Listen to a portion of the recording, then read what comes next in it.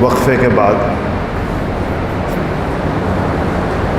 سلسلہ کلام وہیں سے جوڑتے ہیں جہاں سے ٹوٹا تھا۔ غالباً 12 یا 13 مارچ کو سلسلہ دروس سیرت کا آخری بیان ہوا تھا، اور اس میں سن 2 ہجری کے واقعات کا بیان ہوا تھا، اور اس بات کا بیان ہوا تھا کہ غزوہ بدر سے پہلے چونکہ فرضیت جہاد 1 ہجری کے اختتام پر ہو گئی تھی، اور سریہ سیدنا حمزہ بن عبد المطلب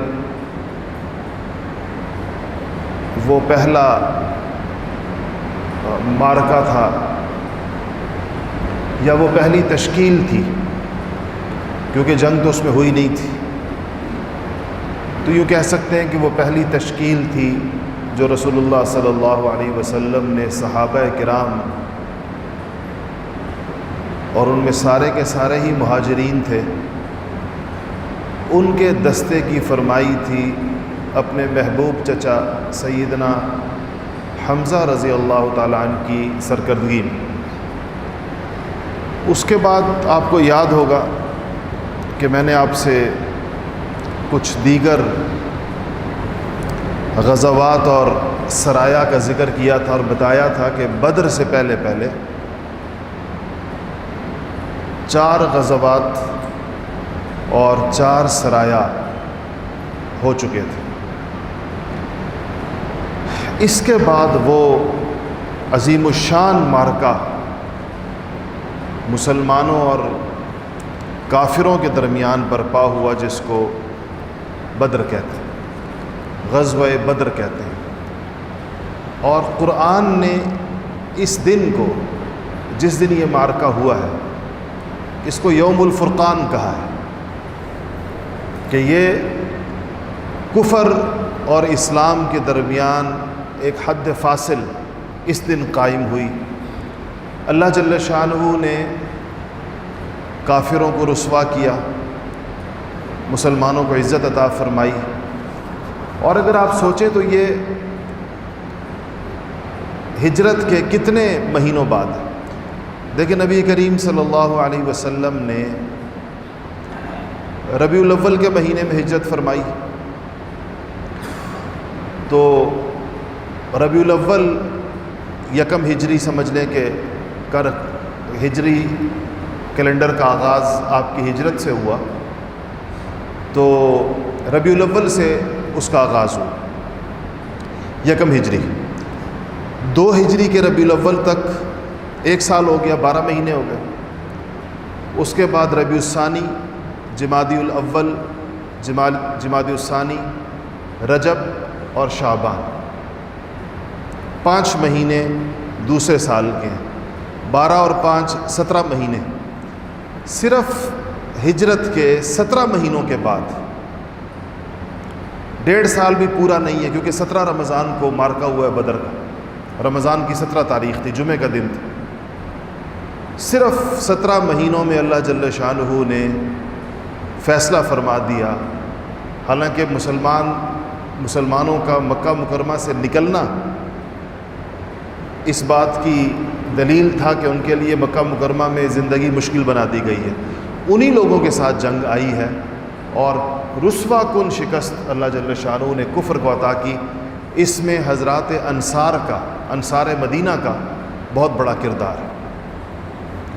انصار کو جو فضائل حاصل ہوئے ہیں، نبی کریم صلی اللہ علیہ وسلم کی جو خصوصی توجہات، دعائیں، اور نبی کریم صلی اللہ علیہ وسلم نے بالآخر مدینہ منورہ کو ہمیشہ کی عزت عطا فرما دی، اس کو اپنا وطن بنا کر۔ آج بھی مدینہ کو کیا کہتے ہیں؟ اس کا پورا نام کیا ہے؟ مدینۃ الرسول صلی اللہ علیہ وسلم۔ مدینہ تو شہر کو کہتے ہیں، عربی میں ہر شہر کو مدینہ کہتے ہیں، لیکن اس یثرب کو، جس کا نام یثرب تھا حضور کی آمد سے پہلے، تشریف آوری سے پہلے، اس کو آپ صلی اللہ علیہ وسلم نے اپنا شہر قرار دے دیا۔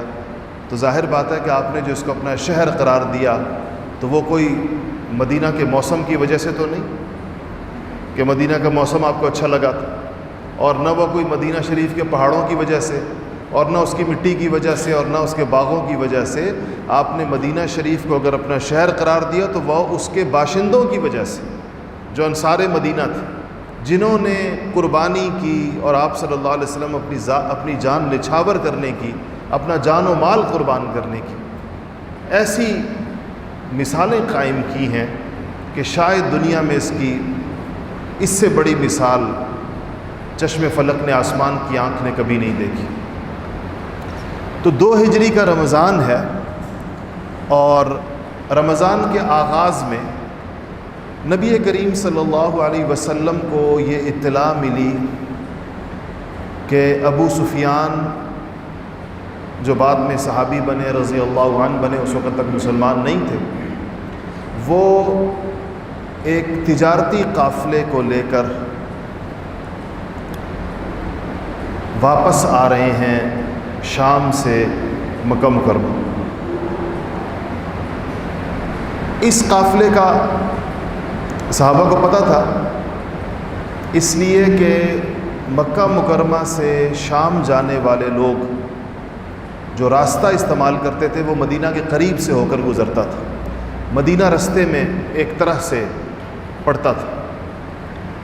آپ صلی اللہ علیہ وسلم نے اس قافلے کے اوپر حملہ کرنے کا فیصلہ فرمایا۔ یہ اقدام تھا۔ معذرت خواہانہ مسلمان بڑے پریشان ہوتے ہیں کہ اقدامات کی کیا توجیہ کریں، انہیں سمجھ میں نہیں آتا۔ وہ کہتے ہیں کہ جہاد صرف دفاعی ہوتا ہے، تو ان کو سمجھ میں نہیں آتا کہ کیا کہیں، حضور نے حملہ کیوں کیا؟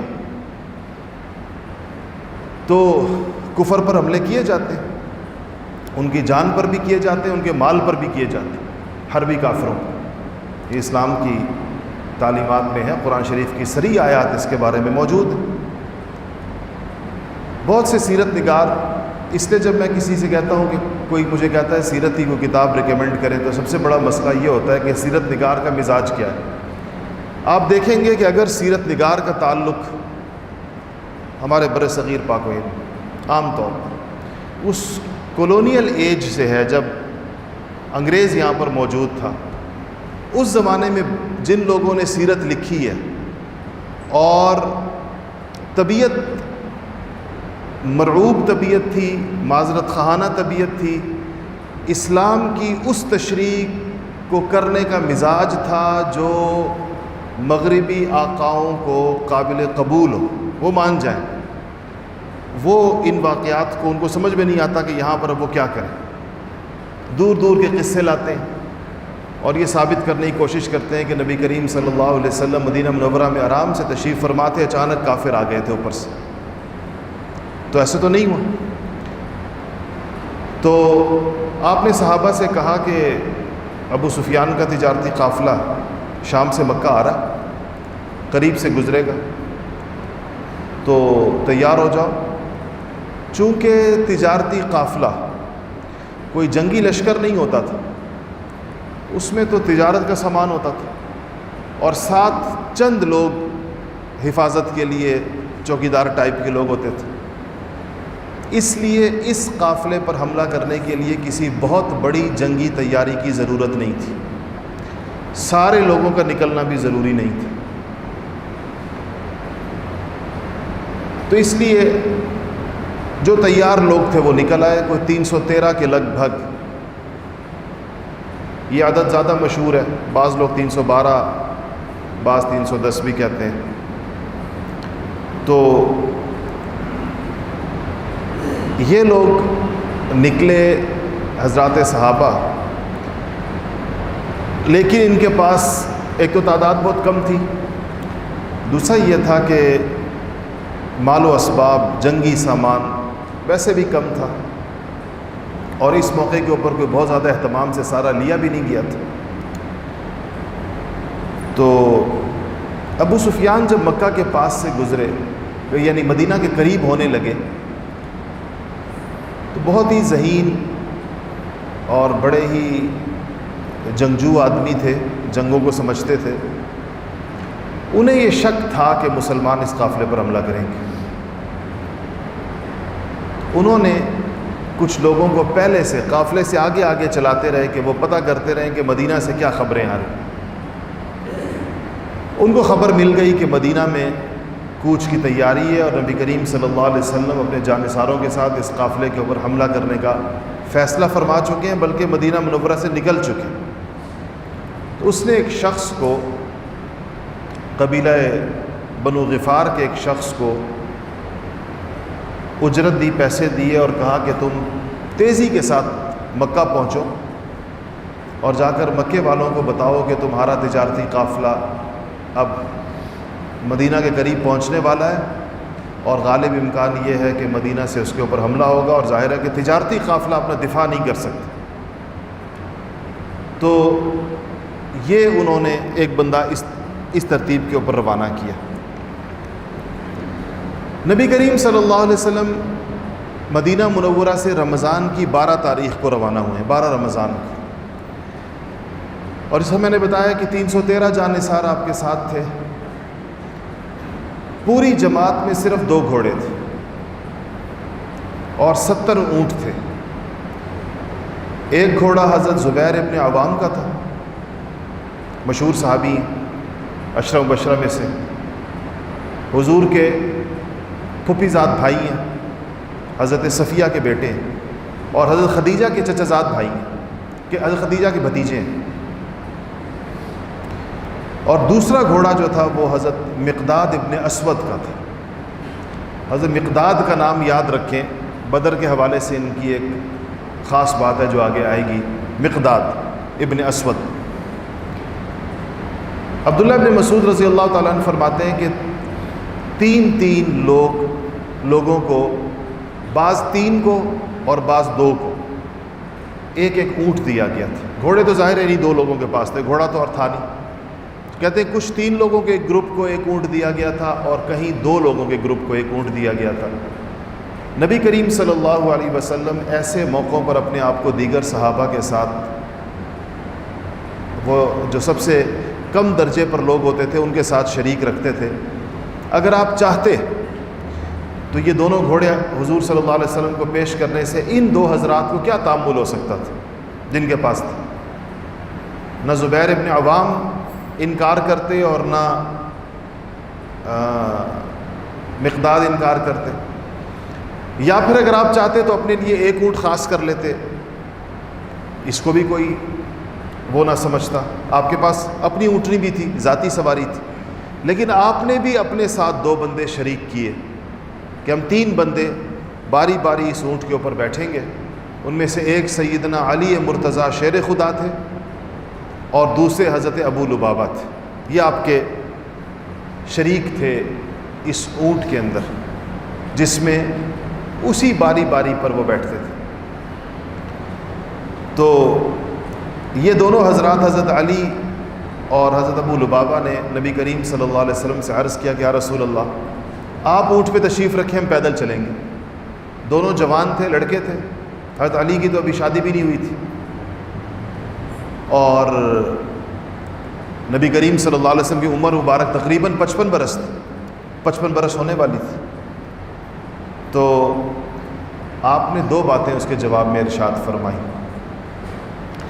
آپ نے کہا کہ تم یعنی مجھے بٹھا کر خود پیدل چلنا چاہتے ہو اجر کے لیے، اللہ سے اجر کے لیے، تو میں بھی اللہ تعالیٰ کے اجر سے بے نیاز نہیں ہوں، مجھے بھی اللہ کا اجر چاہیے۔ یعنی اللہ تعالیٰ کی جو ثواب عطا فرماتے ہیں جہاد کے اندر وہ مجھے بھی درکار ہے۔ اور پھر فرمایا کہ شاید تم لوگ مجھے کمزور سمجھتے ہوگے، عمر میری زیادہ ہے ظاہر ہے، تو کہا کہ میں تم لوگوں سے کمزور بھی نہیں، چل بھی سکتا۔ تو آپ نے اس پیشکش کو قبول نہیں فرمایا اور آپ وہی باری باری یہ سارے لوگ بیٹھتے رہے۔ مدینہ منورہ سے نکل کر 1 میل کے فاصلے پر ایک چشمہ ہے، اس جگہ آپ نے لشکر کو روکا اور پورے لشکر کا جائزہ لیا، معائنہ فرمایا، کم عمر صحابہ کو وہاں سے واپس کر دیا، جن کی عمریں 14 برس سے کم تھیں ان کو واپس بھیج دیا۔ بعض روایات میں آتا ہے جن کی عمریں 15 برس سے کم تھیں ان کو واپس بھیج دیا۔ اس کے بعد آپ چلے تو آپ نے یہاں پر اپنے لشکر کے 3 حصے کیے، جیسے ہوتا تھا، میمنہ ہے، میسرہ ہے، قلب ہے۔ قلب درمیان کو کہتے ہیں، میمنہ رائٹ سائڈ اور میسرہ لیفٹ سائڈ۔ تو ایک حصے کا علم سیدنا علی مرتضیٰ کو عطا فرمایا، دوسرے حصے کا علم جھنڈا سیدنا مصعب ابن عمیر کو عطا فرمایا، اور تیسرا علم ایک انصاری صحابی کے پاس تھا، مختلف نام آتے ہیں کہ وہ کون تھے۔ اچھا، یہ تو لشکر یہاں سے چلا۔ اب ہمیں ان واقعات کے اندر آپ کو دونوں طرف کی بات بتانی ہوگی کہ مدینہ میں کیا ہو رہا ہے، بلکہ 3 حصے ہیں اس سارے واقعے کے۔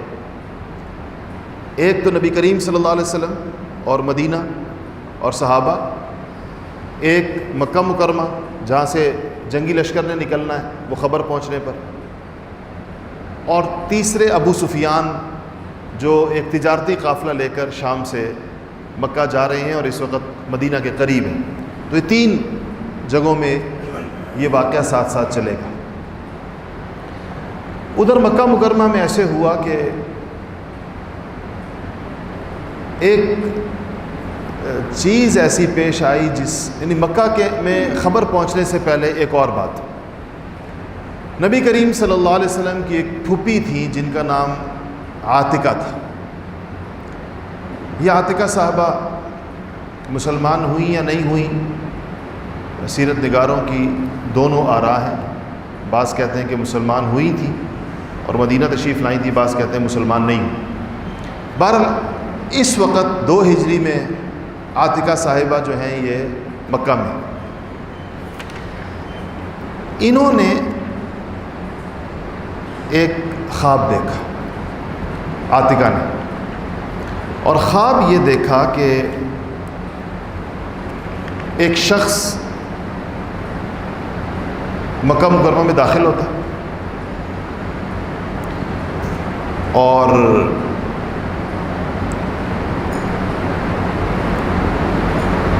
وہ آ کر ایک آواز لگاتا ہے،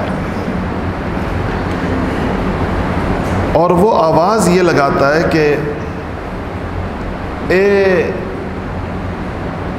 غداروں، نبی کے غدار اہل مکہ کو گویا کہہ رہا ہے، اپنی قتل گاہوں کی طرف نکلو، نکلو اس جگہ کی طرف جہاں جا کر تم نے قتل ہونا ہے، 3 دن کے اندر اندر، فی 3۔ اس کے بعد یہ شخص کہتے ہیں لوگ اسی کے جمع ہو گئے، اس کے پاس اپنا اونٹ ہے، اور یہ مسجد حرام میں بیت اللہ میں گیا، وہاں جا کر بھی سے یہی آواز نکالی کہ اے غدارو، 3 دن کے اندر اندر اپنی قتل گاہوں کی جانب کوچ کرو۔ پھر یہ شخص جو مکہ مکرمہ کے حرم کے بالکل پیچھے جو پہاڑ ہے جس پر آج کل شاہی محلات بنے ہوئے ہیں، اس کو جبل ابی قبیس کہتے ہیں۔ اب تو یہ پہاڑ نہیں رہا، لیکن اب اس پہ وہ بن گئی ہیں، بلڈنگز بن گئی ہیں، لیکن یہ بالکل سمجھے کہ بیت اللہ کا سب سے جو نیئرسٹ پہاڑ ہے وہ یہ، تو یہ پھر اس کے اوپر چڑھ گیا، اور وہاں جا کر اس نے پھر یہ آواز لگائی کہ اے اہل غدر، اپنی قتل گاہوں کی جانب 3 دن کے اندر نکلو۔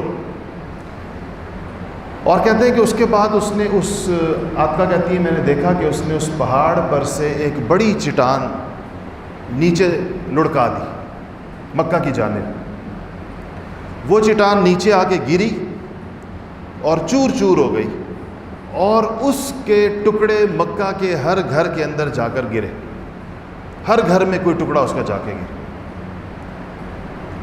اچھا، ابھی وہ ابو سفیان کا وہ جو قاصد تھا وہ نہیں پہنچا مکہ، وہ رستے میں۔ حضرت عاتکہ نے اپنے اس خواب کا ذکر اپنے بھائی حضرت عباس سے کیا۔ عباس بن عبد المطلب، حضور کے چچا، وہ بھی مکہ میں ہی رہتے تھے اس وقت، بدر میں گئے بھی تھے، گرفتار بھی ہوئے تھے، اور ان سے کہا کہ اس خواب کا ذکر کسی سے نہیں کرنا، خراب خواب ہے، عجیب سا خواب ہے۔ تو حضرت عباس کی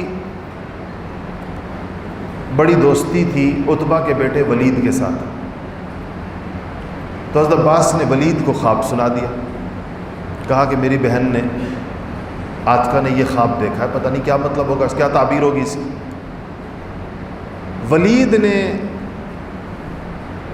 جا کر یہ خواب اپنے باپ عتبہ کو سنا دیا، اور جب عتبہ کو پتہ چل گیا تو اس کے بعد سارے مکہ میں پتہ چل گیا۔ تو ہوتے ہوتے یہ بات بیت اللہ میں اس چوپال تک بھی پہنچی جہاں مشرکین مکہ، سرداران مکہ بیٹھا کرتے تھے، دار الندوہ جس کو کہتے ہیں۔ تو وہاں ابو جہل بیٹھا ہوا تھا، یہ خواب اس کو کسی نے سنایا، کہا کہ عاتکہ نے یہ خواب دیکھا ہے۔ اتنے میں حضرت عباس اس مجلس کے اندر پہنچے۔ حضرت عباس پہنچے تو ابو جہل کہتا ہے عباس کو کہ عباس، ہم تمہارے خاندان کے مردوں کی نبوت سے تنگ تھے، نبی کریم صلی اللہ علیہ وسلم کی طرف اشارہ کیا کہ تمہارے بھتیجے کی نبوت، اب تمہاری عورتوں کو بھی خواب آنا شروع ہو گئے۔ تو مطلب یہ تھا کہ تم لوگ بنو ہاشم، تم لوگوں نے کیا سپرفیشل قسم کی باتیں کرنا شروع کی ہوئی ہیں، آسمانی باتیں، کسی کو کوئی نبی بن گیا ہے، کسی کو خواب آ رہے ہیں۔ اس نے ایک طنزیہ انداز کے اندر تھا۔ ابھی اس نے یہ بات کی تھی، یہی مجلس میں تھے کہ ابو سفیان کا قاصد مکہ میں داخل ہو گیا، اور وہ اس طرح داخل ہوا کہ اس نے جو اس زمانے کا رواج تھا، لوگوں کو اپنی جانب متوجہ کرنے کے لیے گریبان پھاڑ دیا جاتا تھا، اونٹ کی ناک چیر دیتے تھے، اور وہ اس حالت کے اندر کہ سب لوگ اس کی طرف متوجہ ہو جائیں، اپنے اونٹ کی ناک کو اس نے چیر دیا، خون آلود ناک تھی اس کی، اور اپنا گریبان پھاڑ دیا، اور چیخ رہا تھا کہ اے اہل مکہ، نکلو اپنے قافلے کو بچانے کے لیے جو شام سے آ رہا ہے، مسلمان اس کے اوپر حملہ کرنے والے ہیں۔ تو یہ اس کا پیغام گویا کہ ان کو پہنچا، اور پھر اس خواب کی تعبیر جس پر یہ سارا مکہ پریشان تھا، ان سب نے جا کے بدر کے میدان میں دیکھ لی کہ اس خواب کی تعبیر کیا تھی۔ اچھا، جب یہ پتہ چلا تو یہ جو قافلہ تھا نا ابو سفیان کا، اس میں مکہ مکرمہ کے رہنے والے لوگوں کی اکثریت کا پیسہ لگا ہوا تھا، انویسٹمنٹ تھی سب کی، اور بڑی انویسٹمنٹ تھی۔ سیرت نگاروں نے بہت بڑی بڑی مقداریں سونے کی، دینار جو سونے کا سکہ ہوتا تھا، اس کا ذکر کیا ہے کہ اتنا اتنا پیسہ لوگوں کا، مکے والوں کا اس قافلے میں انویسٹ ہوا تھا، جو اب واپس آ رہا تھا منافع سمیت۔ منافع بھی ہوا تھا لوگوں کو، ظاہر ہے لوگوں نے یہاں سے پیسہ دیا تھا، تجارت سامان دیا تھا، وہ تجارت کر کے شام سے واپس آ رہا تھا تو منافع لے کر آ رہا تھا، اس لیے لوگوں کا ایک بہت بڑا اجتماعی مفاد اس قافلے کے ساتھ وابستہ تھا۔ ظاہر ہے جس کا پیسہ لگا ہوا تھا اس کو فکر تھی کہیں لوٹا نہ جائے۔ تو بہرحال بڑے دھوم دھڑکے کے ساتھ تیاری ہوئی،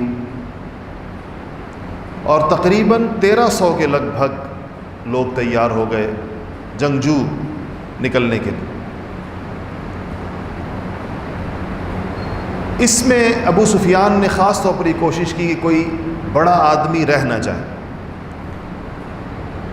ابو لہب نہیں جا سکا اس کے اندر۔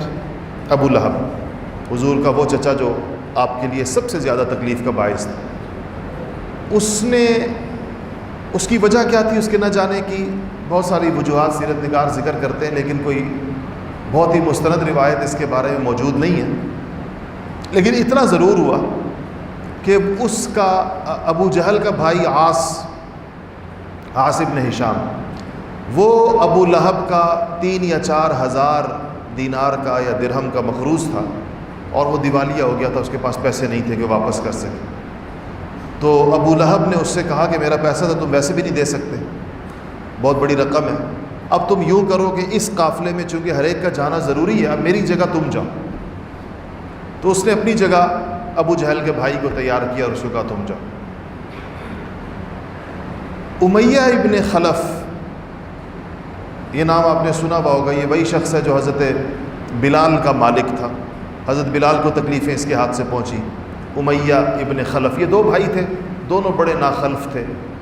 ایک کا نام ابی تھا، ابی ابن خلف، اور ایک کا نام امیہ تھا. امیہ بالکل تیار نہیں ہو رہا تھا جانے پر بدر میں، اور اس کے نہ جانے کی وجہ ایک واقعہ تھا. ایسے ہوا کہ امیہ ابن خلف کی دوستی تھی حضرت سعد ابن معاذ سے، جو کہ مدینہ میں اوس کے بڑے تھے اور حضور اکرم صلی اللہ علیہ وسلم کے بڑے جانثار تھے. سیرت نگار کہتے ہیں کہ مہاجرین میں جو حیثیت سیدنا ابو بکر صدیق کی ہے، انصار کے اندر وہی حیثیت سعد ابن معاذ کی. ان کو صدیق الانصار بھی کہتے ہیں، ان کو صدیق المہاجرین کہتے ہیں، ان کو صدیق الانصار بھی کہتے ہیں، سیدنا سعد ابن معاذ. تو سعد ابن معاذ کی پرانی دوستی تھی اس سے، امیہ ابن خلف سے. تو سعد ایک دن ہجرت کے بعد، ہجرت ہو چکی تھی، مکہ آئے اور امیہ کے مہمان ہوئے. انہوں نے امیہ سے کہا کہ مجھے طواف کرا دو، عمرہ کرا دو. امیہ نے کہا کہ تم لوگوں کے ساتھ ان کے تعلقات بڑے خراب ہیں، تم پر غصے ہیں سارے کہ تم لوگوں نے مہاجرین کو پناہ دی ہوئی ہے، تو ایسا کریں گے کہ دوپہر کے وقت میں چلچلاتی ہوئی دھوپ کے ٹائم میں، اس ٹائم میں نکلیں گے طواف کرنے کے لیے، کوئی نہیں ہوگا بیت اللہ کے گرد، تمہیں میں طواف کرا کر لے آؤں گا واپس اپنے گھر. تو یہ اس کو طواف کے لیے دوپہر کو لے گئے. حضرت سعد نے طواف شروع کیا تو کسی چکر میں ان کے سامنے ابو جہل آ گیا، وہ ادھر موجود تھا اتفاق سے. حضرت سعد کو دیکھ کر آگ بگولا ہو گیا، اور امیہ کو دیکھا سعد تو سمجھ گیا کہ ان کی پرانی دوستی ہے، یہ اس کے میزبان ہے. تو کہنے لگے کہ سعد کو دیکھ کر کہتا ہے امیہ سے کہ امیہ تمہیں شرم نہیں آتی کہ تم ان لوگوں کو پناہ دیے ہوئے ہو مکہ کے اندر، یا ان لوگوں کے میزبان ہو مکہ میں جنہوں نے یثرب کے اندر ہمارے بھگوڑوں کو پناہ دی ہوئی ہے. تو اس پر حضرت سعد بھی گرم ہو گئے. اس نے کہا کچھ اس طرح کہا کہ میں طواف نہیں کرنے دوں گا. حضرت سعد نے کہا کہ اگر میں نے طواف نہ کیا تو تمہیں میں شام نہیں جانے دوں گا، تمہارا ایک قافلہ نہیں جانے دوں گا، کہ اگر آج یہ تمہاری جگہ ہے تو پھر تمہارے سارے قافلے بھی میری سرزمین سے ہو کر گزرتے ہیں. اس پر امیہ نے سعد سے کہا کہ سعد رہنے دو. ابو الحکم، ابو جہل کو وہ لوگ ابو الحکم کہتے تھے، یعنی حکمتوں کا باپ، عقل مند تھا، ذہین تھا. تو کہا رہنے دو، ابو الحکم بڑا ہے، مکہ کا بڑا ہے. تو سعد نے کہا کیا بڑا ہے؟ اس کے تو قتل کے بارے میں حضور نے ہمیں بتایا ہے، یہ تو قتل ہوگا، مارا جائے گا ہمارے ہاتھوں، اور امیہ تم بھی مارے جاؤ گے. یہ جب انہوں نے کہا سعد کے منہ سے نکلا تو امیہ ایک دم جس طرح کاٹو تو بدن میں لہو نہیں. پھر کہنے لگے کہ سعد یہ تم نے ویسے غصے میں کہا یا واقعی محمد صلی اللہ علیہ وسلم نے ہمارے بارے میں ایسی کوئی بات کی؟ سعد نے کہا بالکل کی ہے تمہارے بارے میں، اب اس کے بارے میں بھی کی ہے، تمہارے بارے میں بھی کی. تو یہ واپس آ گیا امیہ، اور گھر آ کر اپنی بیوی کو بتایا اور کہا کہ آج جو بات مجھے پتہ چلی ہے اس کے بعد مجھے لگتا نہیں ہے کہ میں زندہ رہوں گا، کیونکہ محمد کو ہم نے 50 سال دیکھا اپنے درمیان، اس کی کوئی بات غلط ثابت نہیں ہوئی. اور سیرت نگاروں نے لکھا ہے اس واقعے کے اندر کہ گھر آنے کے بعد امیہ کی کیفیت ایسی تھی جیسے ابھی اس کا پیشاب نکل جائے گا، خوف سے تھر تھرا رہا تھا. تو جب بدر کا دن آیا تو امیہ کے ذہن کے اندر وہ والی بات تھی جو سعد ابن معاذ نے کی تھی. اس کا خیال تھا میں گیا تو مارا جاؤں گا. اس نے بڑا بہانہ کیا، ابو جہل اس کے گھر کے چکر لگا رہا ہے اور امیہ کہہ رہا ہے میں نہیں جاؤں گا. ابو جہل نے امیہ سے کہا کہ امیہ چاہے کچھ بھی ہو جائے تمہیں تو جانا پڑے گا. تم مکہ کے بڑے ہو، سرداروں میں شمار ہوتے ہو، تمہارے نہ جانے سے یہ سارے نوجوان ڈی موٹیویٹ ہو جائیں گے جن کو ہم نے تیار کیا، ان کو ہم کیسے لے کے جائیں گے اگر تم نہیں جاؤ گے۔ ایک کام ہم کر سکتے ہیں، میں نے ایک بڑا زبردست قسم کا گھوڑا تیار رکھا ہوا ہے، ایک زبردست سواری میں نے تیار کی ہے اپنے لیے، وہ ایسی ہے کہ جیسے بجلی کی رفتار سے سفر کرتی ہے، وہ میں تمہیں دیتا ہوں۔ کہیں پر بھی تمہیں محسوس ہو کہ شکست ہو رہی ہے، تم اس پر بیٹھنا اور مکہ آ جاؤ، میری جگہ تم اس کو، یعنی یہ فیسلٹی تم اویل کر لو کہ جو فرار ہونے کی ہے، تیز رفتار فرار کی۔ اس طریقے کے ساتھ بالآخر اس نے امیہ کو تیار کر لیا۔ امیہ گھر گیا، بیوی سے کہا سامان تیار کرو میں جا رہا ہوں۔ بیوی نے کہا کہ تمہیں وہ یسربی بھائی کی بات بھول گئی، وہ جو تمہیں کہہ کر گیا تھا؟ کہتا بات یاد ہے، لیکن ابو جہل پیچھا نہیں چھوڑ رہا، بس پھر یہ ہے کہ میں کچھ جگہ تک ساتھ جاتا ہوں، کیونکہ یہ کہہ رہا ہے تم نہیں جاؤ گے تو باقی لوگ بھی وہ ہوں گے، کچھ جگہ تک ساتھ جاتا ہوں، پھر جہاں موقع ملا رستے سے واپس آ جاؤں۔ لیکن رستے سے واپس آنا اس کے مقدر میں نہیں لکھا تھا، اور اس کو تو وہاں پہنچنا تھا جہاں رسول اللہ نے فرمایا تھا کہ یہ لوگ آئیں گے اور یہاں پر مارے جائیں گے۔ صحابہ فرماتے ہیں میں حضور نے جس صبح لڑائی ہوئی ہے اس رات کو، یعنی لڑائی سے پہلی والی جو رات ہے، نبی کریم صلی اللہ علیہ وسلم ہمیں لے کر میدان میں نکلے اور فرمایا کہ یہاں ابو جہل مارا جائے گا، یہاں امیہ مارا جائے گا، یہاں عتبہ مارا جائے گا، یہاں شیبہ مارا جائے گا، یہاں ولید مارا جائے گا۔ ایک ایک کی جگہ ہمیں حضور نے نشانی کے ساتھ بتائی۔ صحابہ فرماتے ہیں لڑائی کے اگلے دن قسم ہے اس ذات کی جس نے رسول اللہ کو نبی بنا کر بھیجا، ہم نے جا کر جب دیکھا تو ہر وہ شخص اسی جگہ پڑا تھا جہاں رسول اللہ نے ہمیں رات کو دکھایا تھا، اس سے 1 انچ نہ آگے تھا نہ پیچھے تھے، عین اسی جگہ یہ سارے لوگ پڑے ہوئے تھے جہاں رسول اللہ نے ہمیں بتایا تھا۔ وہ ختم ہو گیا، انشاءاللہ اس سے آگے اگلے جمعے پر۔ باخر دعوانا الحمدللہ رب العالمین۔